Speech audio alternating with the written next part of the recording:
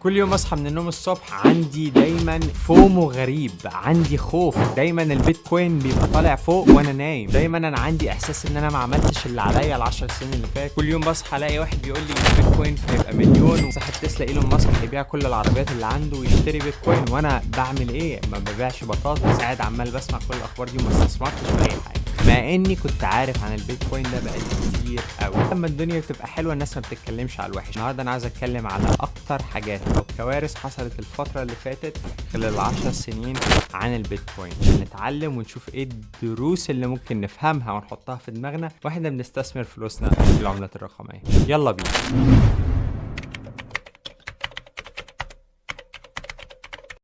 ممكن تكون اكتر المشاكل الفريكوينتلي، الحاجات اللي متكرره اللي بنسمعها على طول عن البيتكوين، الجهات الرقابيه. SEC specifically دي جهه رقابيه هنا في امريكا بتبص على كل الناس اللي بتستثمر في العملات الرقميه في البورصه، في اي حاجه ليها علاقه بمجال الاستثمار. دي تابعه للحكومه الامريكيه، بتراقب كل النشاطات وبتراقب المنصات وعمليات التداول اللي بتحصل في العملات الرقميه. SEC والراجل ده 2023 كان رئيس SEC قال لك ان هو هيركز على كل الناس او كل المنصات اللي بتعمل تداول للبيتكوين علشان يتأكد ان هم ماشيين بكل القواعد بتاعه الاستثمار اللي في امريكا. الشركات دي فتحت من 10 سنين في اوائل البيتكوين على انها شركات تكنولوجي، ما كانوش مسجلين نفسهم على اساس ان هم هيئات استثمارية او منصات بتخلي الناس انها تلم فلوس تشتري بيها حاجات استثمارية ويبدأوا يعوضوا الناس دي بأرباح أو بخسائر. في 2023 كان في تركيز قوي جدا على العمليات التجارية دي، لازم تبقى في النور علشان أمريكا وعشان دول كتير قوي بتفكر إنها تاخد ضرائب أرباح على كل الناس اللي بتستثمر في العملات الرقمية دي. أول ما الخبر ده طلع العملات الرقمية حوالين العالم كله بصوا على إيه هي العمليات الريسيرش اللي بيدور عليها SEC. قال لك إحنا هنبص على منصات زي باينانس وكوين بيس وهنحقق فيهم. طبعا دي أكبر منصتين موجودين في العالم ونسبة كبيرة قوي، ملايين المستثمرين بيستخدموها. لو اتقفلوا هتبقى كارثة بالنسبة للبيتكوين والكريبتو.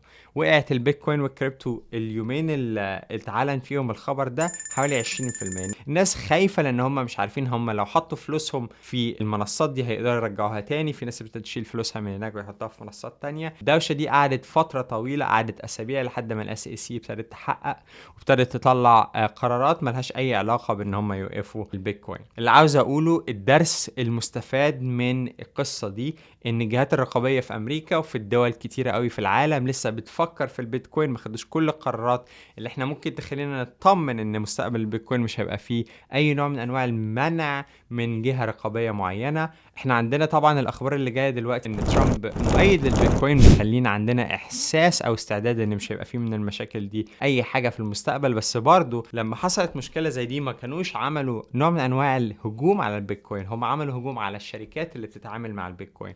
ودي حاجة لازم تبقى بتفكر فيها، ان ممكن يوم من الايام الشركات دي يبقى فيها مشاكل زيها زي اي بنك انت ممكن تتعامل معاه. في بنوك ممكن تستمر بمئات السنين وفي بنوك ممكن تعلن افلاسها. ده الويب سايت بتاع US Security and Exchange Commission SEC، وفعلا ده كان البريس ريليس ان هم عملوا 13 قضية ضد باينانس وضد CEO بتاع باينانس، والجنحة دي فعلا ادت ان هو الراجل ده هيخش السجن، والناس اللي فلوسها في باينانس ما راحتش في حتة. فانا متأكد ان الحاجات دي ممكن تحصل تاني في المستقبل.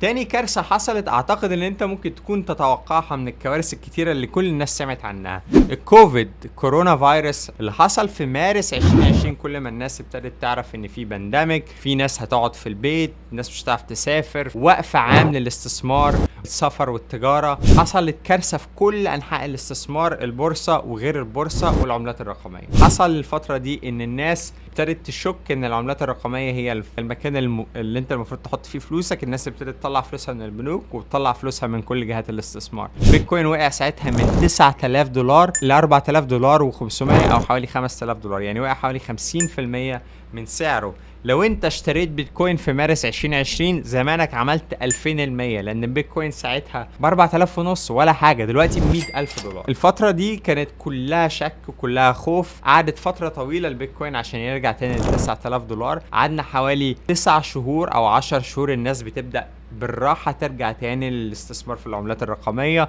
الناس ابتدت ترجع تاني للاستثمار في هيئات اقتصادية كبيرة، شركات كبيرة. الدرس اللي احنا ممكن نتعلمه من الكارثة دي ان البيتكوين هو حتى لو هو ما كانش يعني ما فيش اي حاجة او اي خطورة جاية من البيتكوين نفسه، بس هي كأي حاجة فيها خطورة سوق عرض وطلب. لو حصل اي عوامل خارجية بحجم البلاك سوان او بحجم حاجة دولية او حاجة عالمية بتأثر على كل الاستثمار العالمي، البيتكوين هيتأثر، وممكن يكون هيتأثر اكتر من اي شركة تانية. ايام الاستثمار في ايام الكوفيد عملت فلوس لما كانوا حطوا فلوسهم في الشركة اللي عملت التطعيم بتاع كوفيد. في حاجات ممكن تستثمر فيها ايام البانديميك ممكن تطلع لك فلوس. في شركات كتيرة زي فايزر عملت الفاكسين بتاع الكوفيد وعملت فلوس، والناس ابتدت تستثمر فلوسها في فايزر. انا شايف ان الحاجات اللي هي بتأثر بشكل جلوبال زي الحروب، زي المجاعات، زي الوباءات، هنشوف شركات كتيرة قوي بتعلى، بس ما اعتقدش البيتكوين هيكون من الحاجات اللي تستفيد بالحاجات دي. كمية اخبار طلعت عن البيتكوين بيقع،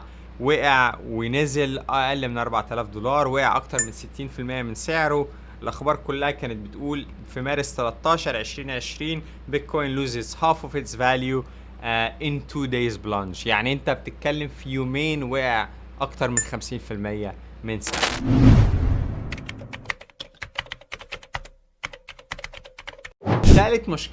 ثالث كارثة حصلت للبيتكوين.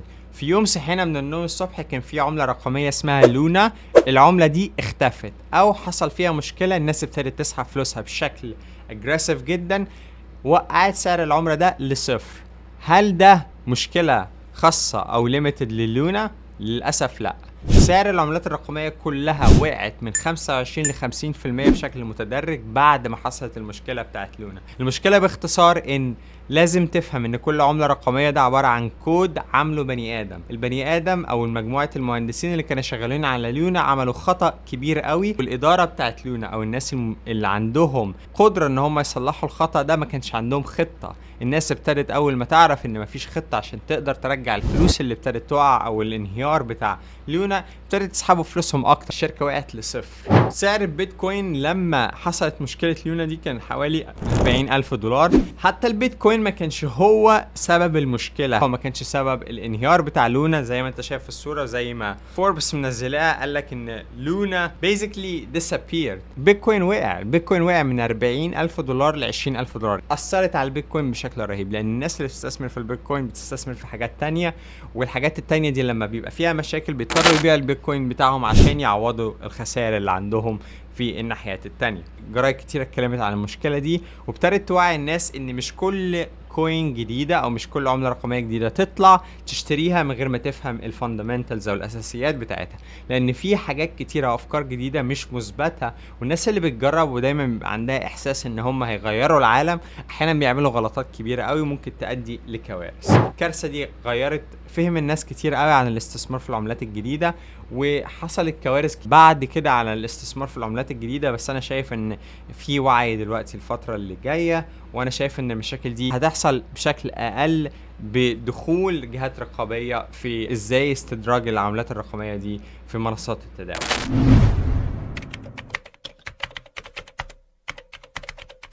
رابع كارثة حصلت للبيتكوين، ودي كارثة هتحصل مرات كتير قوي، لازم يبقى عندك استعداد للكارثة دي علشان هي دي الكارثة المفضلة للبيتكوين. بيتكوين كل ما بيعلى دايما لازم ينزل، دي حاجة موجودة في اي نوع من انواع الاستثمار في العالم. 2018 البيتكوين طلع بشكل غير طبيعي، من بداياته كان في حوالي 2000-3000 دولار في 2017-2016 ل 20000 دولار. الناس اللي كانت حاطه فلوسها في البيتكوين ساعتها عملت ناتج رائع على استثمارهم المبدئي. بعد كده في 2018 ابتدينا نشوف الناس دي بتسحب فلوسها علشان تحطها في حتت تانية. كل ما هيجي مكسب كبير قوي للعملات الرقمية وبالذات البيتكوين، هيجي فترة بعديها بول باك، الناس بتسحب فلوسها. في ناس ما بتبقاش دايما عندها ثقة في قد ايه يقدروا يستثمروا، دولت مستثمرين شورت تيرم مش بيفكروا في الاستثمار البعيد. اعتقد الناس دي لو كانت عارفة ان البيتكوين هيوصل ل $100,000 ممكن يكونوا مش هيبيعوا، ممكن يكونوا هيقولوا ان انا هسيب فلوسي في البيتكوين ل10 سنين عشان اشوف الفلوس دي هتروح فين. بس الحقيقة ان مش كل الناس اللي بتستثمر فلوسها في العملات الرقمية والبيتكوين عندها نفس المبدأ. في ناس بتبقى رايحة للربح القريب، في ناس بتبقى حاطة في دماغها ان الربح البعيد هو الربح المفضل بالنسبة لها. لازم تعمل حسابك ان بعد ما بيبقى فيه ارتفاع كبير، الصح ان انت ممكن تشيل جزء من الارباح دي وتستنى لما يبقى في دروب وتحط فلوسك تاني، كأنك بتستثمر الفلوس دي في الاوقات اللي البيتكوين بيبقى بيمر بمشكلة كبيرة. قعدت فترة طويلة البيتكوين ان هو يرجع تاني، هو وصل من $20,000 لحوالي $4,000، وقعد فترة، قعد اكتر من سنة عشان يرجع تاني للارقام القديمة او النيو هايتس بتاع البيتكوين.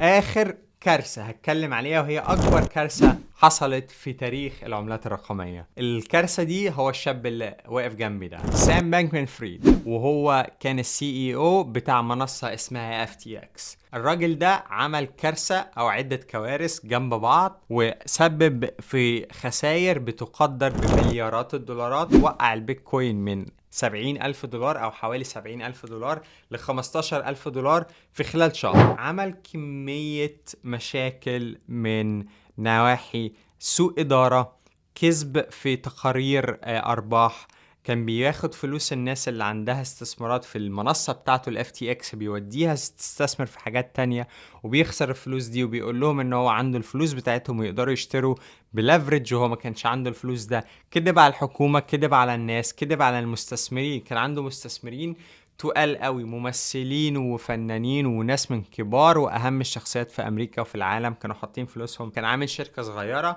مخلي صاحبته هي اللي ماسكاها، والشركة دي كانت بتستثمر الفلوس اللي العملاء بيحطوها اللي هي مش فلوسه في حاجات تانية ليها علاقة بالبيتكوين. تخيل بقى لما انت بتاخد الفلوس علشان بدل ما انت بتحطها وبتسمح للناس انها تعمل استثمارات، بتاخدها منهم وتشتري بيها عملات تانية عشان انت اللي تكسب بيها. طبعا لما العملات الرقمية كلها وقعت والناس ابتدت تفهم ان الراجل ده نصاب، استثماراتهم راحت واستثمارات اللي موجودة في البنك راحت، فهو ضيع الفلوس ووقع الدنيا كلها. والجهات الرقابية في العالم كله ابتدت تركز قوي في النشاطات بتاعت الشركات الصغيرة او الشركات النامية او حتى منصات الكبيرة اللي بتتكلم في البيتكوين. طبعا الشاب ده هيقضي وقت طويل قوي في السجن، هو وصاحبته وكل الناس اللي اشتغلوا معاه. حجم الخسارة بتاع FTX كان حوالي $200 مليار. كمية البنوك اللي اتدخلت علشان تقدر ترجع فلوس العملاء كانت كبيرة. البنك المركزي الأمريكي ابتدى برضو ياخد قرارات علشان يأمن حسابات الناس اللي بتحط فلوسها في حاجة زي FTX، وحصلت مشكلة في ساعتها برضو في حاجة اسمها سيليكون فالي ليها علاقة بالتكنولوجيا. كانت فترة رهيبة وكانت فترة مؤثرة قوي على العملات الرقمية. سقوط العملات الرقمية بنسبة 80% في حادث زي حصل بتاع FTX ده وارد جدا ممكن يحصل في اي وقت لو حد مثلا عمل غلطة كبيرة في كوين بيز او باينانس او كراكن. حاجة احنا مش لازم نتوقعها كل يوم، بس لازم نعمل حسابها في يوم ما تحصل. اتمنى الفيديو ده يكون افادكم، اتمنى الفيديو ده يداك فكرة عن ايه انواع المشاكل اللي ممكن تحصل للعملات الرقمية والبيتكوين. دايما حاطط في دماغك ان انت كمستثمر الحاجات دي ممكن تحصل.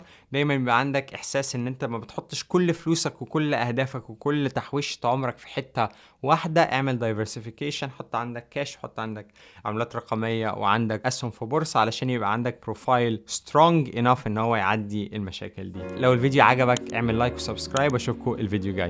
سلام.